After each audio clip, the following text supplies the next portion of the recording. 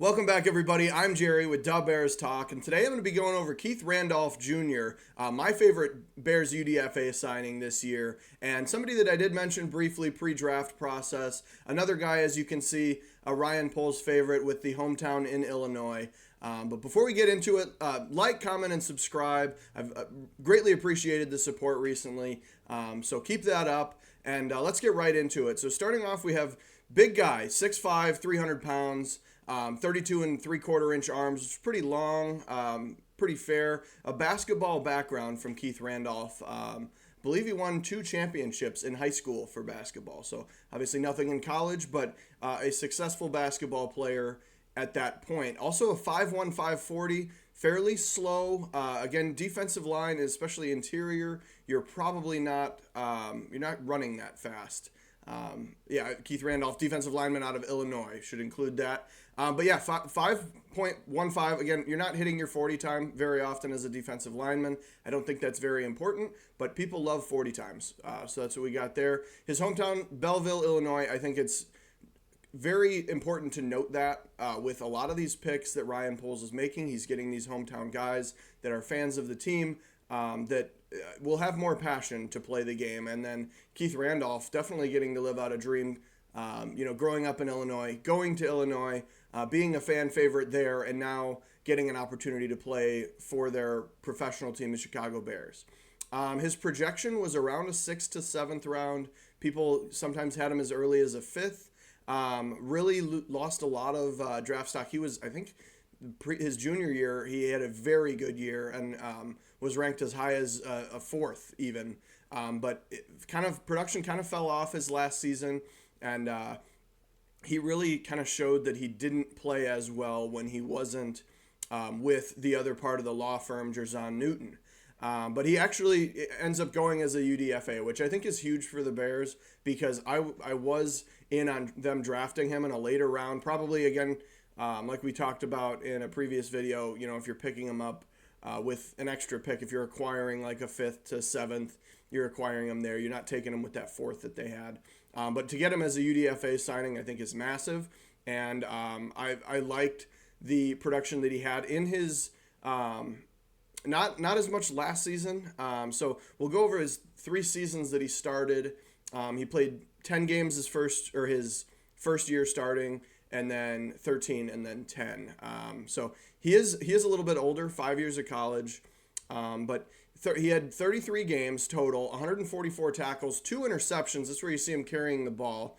He is not a running back. He is just a big defensive lineman that got an interception. And then 22 and a half TFLs, 10 sacks, and a forced fumble, which honestly, the numbers of it are definitely kind of show why he went as late. Well, he didn't go at all as a UDFA, especially he had very low production in his final year. And like I said, he was known as the law firm with his partner in crime, Jerzon Newton, who ends up going very early in the draft. And it definitely shows that Jerzon Newton was carrying the main portion of the weight there. But I think KEITH Randolph is still a big guy. We'll go over the pros. So he has very good size and he has good power. Problem is he's not super quick off the ball, so that ends up being an issue for him. We talked about Austin Booker in a previous video, which great feedback on that one. Thank you very much. Appreciate that. But he's a very strong tackler. He's kind of an anchor. He kind of, to me, ends up a little bit more not to compare to like current players on the team, but it seems like with his skill set currently, he would do better filling in as like an Andrew Billings replacement if we lose him after this year, if KEITH Randolph makes the roster, which I really do think he will. Right now we have Andrew Billings, Javon Dexter, Zach Pickens, and then KEITH Randolph would be the next name, and it is not uncommon to keep 4 interior defensive linemen, especially in a 4-3 scheme. But he also does have good hand quickness. He isn't very quick in really any regard, but as far as getting his hands in the right place and motions of that sort, he is able to swat away the arms of the offensive lineman at times and make progress there. The cons, we talked about slow off the ball. He's very slow off the ball. He has very sloppy footwork.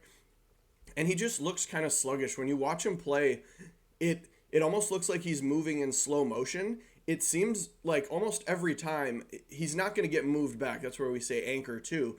He doesn't really get moved back, but he really helps for the run game because he can just kind of hold the offensive lineman where he's at and slowly move him back. He can read the gaps, and he's definitely, that's another good thing about him, is he's good for reading both gaps. So, if he's responsible for two, running the ball, he can probably handle that and won't really have much of a problem with that.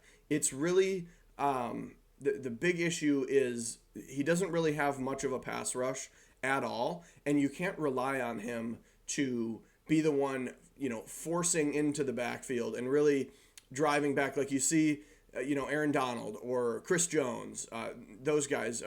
Vita Vea is another good example of guys that just can be a menace at getting into the backfield.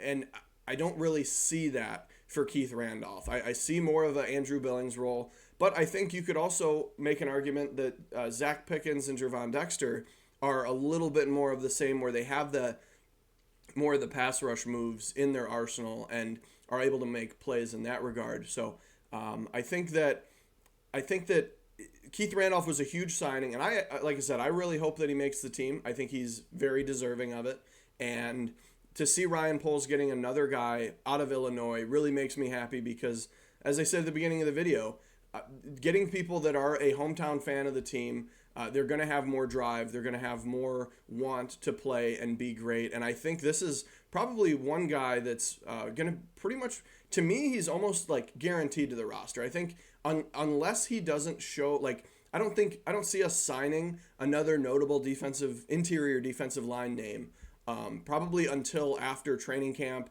and after more progress is made there, because they did also sign him. I think it's a $200,000 contract, which is fairly high for a UDFA. So I think that definitely shows too. Usually if you're paying that kind of money, you're going to make the team. And I think they would have to see something significantly wrong with him in OTAs, training camp, whatever it ends up being, to have him end up not being on the team. But let me know what you think of Keith Randolph down below. Again, I think the production last year was low. That's why his draft stock falls and he ends up not getting drafted. But I think this is a great option and definitely the Bears' best UDFA signing. So that's been it about Keith Randolph Jr. Thank you for watching, and bear down.